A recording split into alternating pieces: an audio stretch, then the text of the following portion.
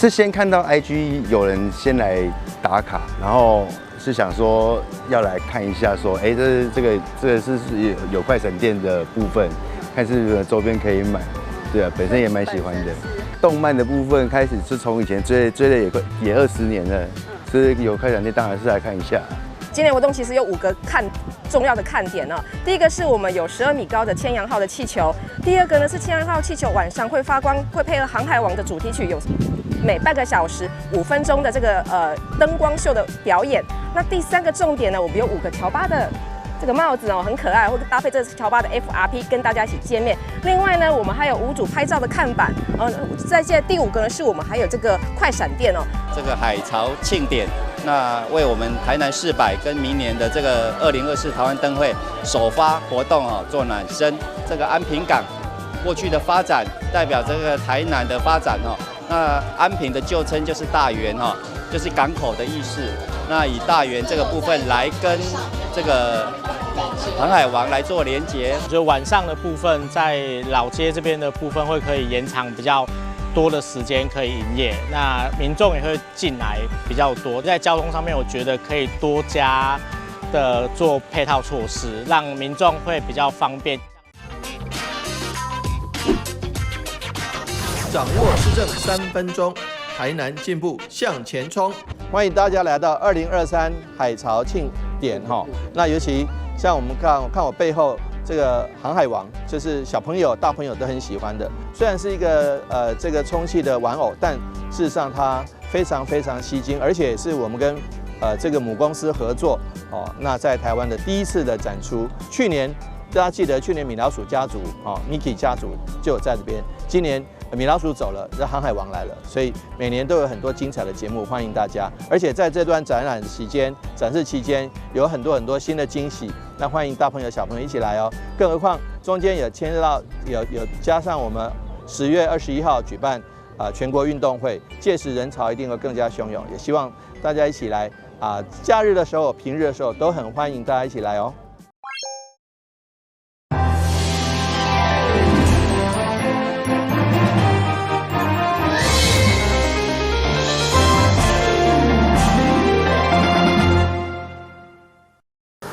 位伫台南永康永大路边仔的华轮溜冰场正式启用，台南市长黄伟綽、立委林宜景甲侪位议员拢到场见证。精彩！我们华轮溜冰场正式启用，在我们各界贵宾大家众所期盼之下，这个场地为110年开始动工，历经2冬外，市府经费为原本的6980万，到后面总共开了9481万。打造台南市的竞速溜冰培训基地，除了有户外200公尺抛物线赛道，赛道铺面材质也全面升级。这是非常昂贵的，而且设计是非常吸引全世界最新的，也是全台湾第1座合乎国际标准的这个滑轮场。所以我们希望用意是希望第一个培训最优秀的我们滑轮选手。那另外呢，也希望说能够提供很多民众他可以让他们的小朋友能够有机会体验接触滑轮运动的这个项目，能够培养下一代的这个接班人。体育局表示，为着让赛道符合其他需求，经过教练以及选手的试用反馈意见，优化升级为国际标准比赛场地。112年全国运动会滑轮溜冰项目也将伫遮举办，到时欢迎市民朋友来为选手加油打气。台南新闻所台采访报道。土城正统罗里门圣母庙选定良辰吉日，举办甲成年春牛冰天开工祭仪，由主任委员王晶莹、协同文化局副局长陈小成担任主祭，众人连纸连灯，象征开工大吉。今年是头一届，要将这个春牛古春牛，从老祖先这个地位要哪个推广出去，是今年开始这个举办啦。感谢吴道长，因为圣母庙请伊来制作这个春牛已经有23尊，今年是第24尊。因为上个主要因为春牛神这个看芒神色地清差，大体拢无共。你看咱较早老祖先留来的地位呢，所以欢迎大家来万年古春牛安尼。为传承这项野春牛的文化，今年首次伫圣母庙制作春牛，传统工艺古纸保存者吴文正，过去连续为圣母庙制作23尊春牛公。明年的活动，更要号召万人做伙来制作春牛，希望以更有意义的方式传承野春牛甲古纸文化。我觉今年有一个做特别的做法吼，就是咱洪主委哈，都咱吴道长啦哈，一起协助之下，我们用一个参与式的方式，这个很重要哦，因为你民俗我都保存落来，得大家参与哦，大家每一个人拢是传承者。哦，那迎春牛的文化才可能继续的延续下去。所以我刚刚这个圣母庙是非常有远见的，用这样子的工作方法来让民俗用一个新的时代，按那讲的社会参与，公民协作的方式啦，那大概就讲下内啦，用公民协作的方式来让这个迎春牛可以继续的延续下去，然后在当代产生新的影响力。你的天干就是牛的头，所以天干为甲神甲。甲是东方甲伊木，甲阴木木，所以就是青色的，所以头就青色的。啊，年的地基，明年甲新年地基就神，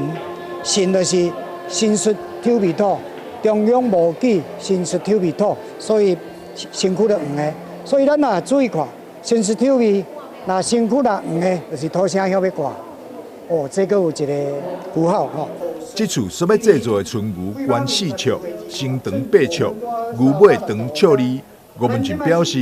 预定伫10月17进前完成春牛骨架，18号开始，将号召民众做伙参与万人古春牛的活动。人人进屋殿，记者张秀维采访报道。台南市政府社会局为响应国际查某囡仔日，2号上午伫永华妇女福利服务中心举办伊的故事做家己的画作展览，由着月丁港顶一个参展艺术家王美琪担任策展人，邀请7位无同领域的创作者做伙来参与，将每一位查某囡仔自身的经历创作伫个画布顶面，并且举行开幕展。拥抱故事，创造美好。谢谢各位嘉宾为我们的台湾女孩日活动剪开这一道彩虹。谢谢，请大家掌声鼓励。谢谢大家一起为台湾女孩日性别平权付出我们的支持。用心去感受，你会感受到呢，我们这15幅画，不管是男生或是女生所创作的，它代表了许多我们呢现代妇女呢应该去突破、应该拥有的这一种特性，所以也非常的让我感动。那也希望说呢，透过我们今天的记者会，台南市呢政府在今年呢的一个女孩日的一个活动当中，特别用画以艺术的方式呢来代表我们女温柔的外表当中，如何呢用坚强的心来突破框架。所以呢，特别用这12幅画来呢做我们女孩日的一个开始。这一次其实也是一个蛮大的突破，因为对我来说，我觉得只展出我的画太可惜了，就我觉得可以多元融入大家不同的想法，然后透过就是创作的方式，因为我们在过程中其实有很多的讨论，然后跟不同的想法，然后各种灵感，然后的冲击等等的去创作出了这12幅画。开幕式中，现场邀请药明市长协进会陈楚云，再来优雅的长笛演奏，展现无共查某囡仔的创作甲才华。现场1200个作品，描写着一档四季无共月份的特色。展期对今日起到10月30，欢迎有兴趣的民众做伙来欣赏查某囡仔的故事。台南新闻林根采访报道。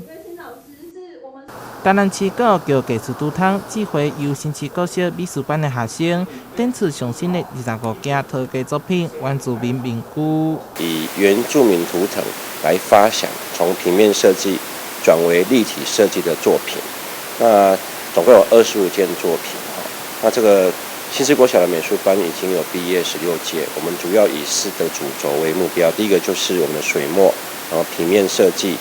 陶艺，跟版画。新市国小透过跨越教学，引导学生为台湾16座原住民当中找出创作的元素，佮融入学生的创意，用绘画图做成独一无二的原住民名句。有菱形，然后还有一些我比较喜欢的形状，让我感到很兴趣。还有百步蛇，让我设计在我的面具上面。材料就是我们用白陶土，然后会用泥浆把它粘上去，这样可以让它比较稳固一点，不会掉下来。然后陶土里面不能有空气，不然如果放到那个素烧的话，它可能会爆掉，要重做一个。之后做好烧完素烧的话，我们会又要上色。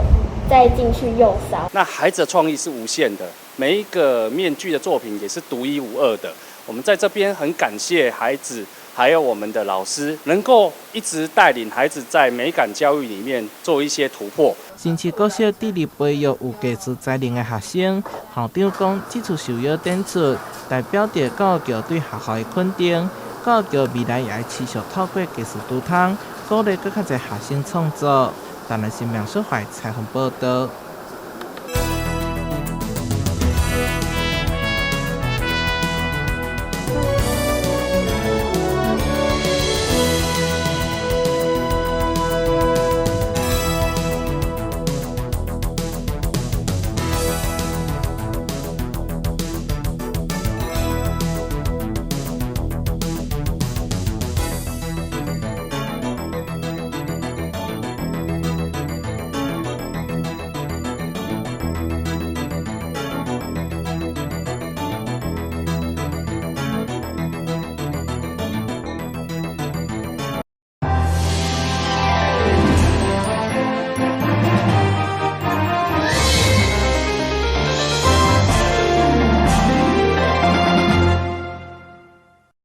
根据卫福部2022年国人10大死因的统计，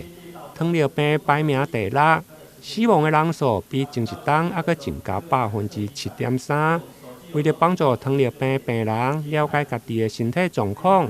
特别是无同的食物对着血糖的影响，现在有袂少的连续血糖的监控仪器，透过监测器搭伫的皮肤，就会用每隔几分钟监测家己的血糖。只要是糖尿病患，应该都是适合的，因为他可以知道自己饮食的状况，搭配他血糖的控制，可以自己掌握。那如果真的要说的话，就是比方说血糖自己在量的时候忽高忽低的那一种，你就不知道到底什么时候会高，什么时候会低。那如果装了这个连续血糖监测的话，你就可以很清楚的知道，有可能什么时候要高起来了，那什么原因让它高起来，那我们怎么样处理？相对的低血糖也是这样子的状况。那第3个就是很多病人也会问说，平常我在家里自己量血糖，其实都还不错，但是为什么到医院量这个糖化血色素就会很高？那就有可能是他没有量到高的地方啦。所以你要量到高的地方，就是要多量几次嘛。但是也刚讲过，也不太适合哦。所以就是装了连续血糖监测，它大概5到15分钟就会有一个血糖的数值，所以你可以在1天之内就很清楚你整个血糖的变化，你就知道是真的高，而不是说验起来有问题这样子。甲过去传统的早诊验血糖，因为较无法度掌握连续的数据，而且还阁要忍受检测的困扰。现在有了连续血糖的监测器，嘛会用咧随时掌握食物对着血糖的影响，唔免惊中秋的月饼文旦食伤济，血糖控制了无好。中秋节到了，那有很多的美食，糕饼、月饼文旦，那么都是很棒的美食。糖友们要享受美食，心中一定很担心，吃了血糖超标怎么办？会不会中秋节过后，这个糖化血色素又上升到无法控制的阶段？所以赶快装一个连续监测的血糖仪，那你就知道你吃东西以后血糖的变化，你就知道说月饼你可以吃半个吃1/4个，那之后运动会降低多少的血糖？那中秋节你就可以享受这些美食，那同时能够监控你的血糖。奇美病院内分泌新陈代谢科的医师洪浩章表示，有了连续的系统监测，不但会用提供更加侪系统的资讯，帮助判断系统是毋是稳定，必须要调整用药或者是饮食，并且及时监控低系统加高系统的现象，避免严重的并发症。台南新闻林根采访报道。劳工朋友可能因为工作姿势，或者是环境因素，造成疾病发生。但对着疾病的认定，就需要经过医师诊断、开立相关证明，才会当向公司请假，或者是请领补助等等。成大病院伫2022年通过劳动部资格认证，成为台南第一间这伤病诊断以及职灾职能复健双专职病院，成为劳工朋友的靠山。治安署呢，它都有公布台湾常见职业病的这个诊断的指引，那有哪些是属于劳保的职业病，它是属于表列的，它其实劳保就跟我们其他的这个保险一样，哪些病它是属于它的职业病，是属于它的给付范围，它其实有一个标准就是列在那边，那我们就会，那这个标准都是很多的医师然后经过这个专家的这个讨论确定的，那我们其实一般职业病的判定，我们就会依据它这个标准，然后去找相关的证据，然后呢判定它是不是，第一个就是要先看它是不是真的有这个疾病，那再来我们会去评判说他的工作的暴露到底到什么样的程度，有没有到这个符合我们职业病认定的这个基准。那再来要去确定他的这个时序性，他到底他这个生这病是在工作之前，是不是在工作之前就有了呢，还是工作之后才有？是在工作多久之后才有？要去判定这个时序性有没有符合这个有没有合理。那最后就是需要去考虑说他有没有可能其他非工作的原因引起的，就是有些病人他可能还会运动啊，或者是有其他的这个暴露造成的，所以我们会依据这样子的去标准，然后去判定说他的这个疾病到底是不是符合职业病。成大病院除了提供疾病诊断和治疗，同时也提供职灾法令咨询，协助劳保给付申请、复工评估、工作转介以及工作训练等服务，帮助康复后的劳工朋友顺利转去到职场。记者张秀维采访报道。随着巨大的轮盘转动，让参观民众得以了解台湾24节气中8大特色茶的制茶顺序和步骤。配合世界客家博览会，位在龙潭的台湾客家茶文化馆推出了寻客茶路特展，透过分层展览的灯箱，带民众认识台湾茶产业的100年历史发展，并借由声音、文学和影像，看见桃竹苗客家庄的制茶故事，还设置了台茶风味图谱给民众查询。其中特展也重点介绍了客庄独有的东方美人茶，回顾茶叶为台湾带来的茶经岁月。我们这一次的寻客茶路呢，它的主轴是以台湾北部的客家茶叶如何透过国际贸易，还有我们内陆的一个传输，然后送到全世界。我们桃竹苗的客家庄对茶产业是我们非常重要的生产的产业，不仅是让所有的种茶的茶农他们能够有所收入，更重要的是国家也因此得到很多的外汇。我们希望来到看完我们客家寻客茶路的展览，对我们客家庄的东方美人茶有更深的了解，也了解到那个年代，甚至于未来我们台湾茶产业都是可以发展的，发展得非常的好。另外，馆长也介绍可顺游的特展，是当初在开馆时与知名影集《茶经》合作所推出，2层楼的空间展出了剧组当时所使用的美术道具和戏服，还有各个场景的搭建布置，提供粉丝拍照合影，并介绍了《茶经》剧本原型北埔江阿兴的茶叶经商故事，以及设置客语教学互动装置，带大家沉浸在茶经的时代氛围中。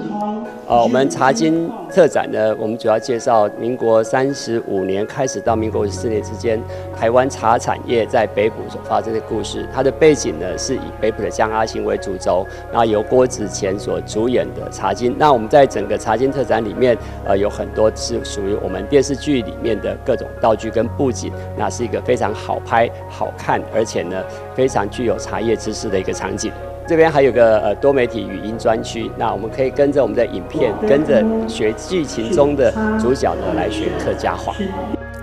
2022年底才开幕的台湾客家茶文化馆，位在桃园与新竹交界，本身建筑设计涵盖了茶园，其中贯穿建筑的茶廊还设有6国茶室，请来专业茶师，让民众了解到包含台湾在内各国多元不同的茶文化。馆长也补充，假日馆内还有摆摊市集，以及配合世科博的舞台表演活动，十分适合大家来个悠闲一日茶文化小旅行。我们台湾客家茶文化馆是在去年的12月10号才刚开幕，是一个非常新的场馆。那在这里呢，不仅可以了解我们桃园桃竹苗我们客家茶文化的一个发展历史，这边的茶廊也规划了6国茶室，让世界各地的文化都能够荟萃到我们茶馆来，让大家知道外面的各国是如何来喝茶。那如果肚子饿了，也可以到我们的中餐厅、西餐厅来用餐。在礼拜6、礼拜天，我们这边还有高原市集，有很多的文创商品跟小农来这边做摊贩哦。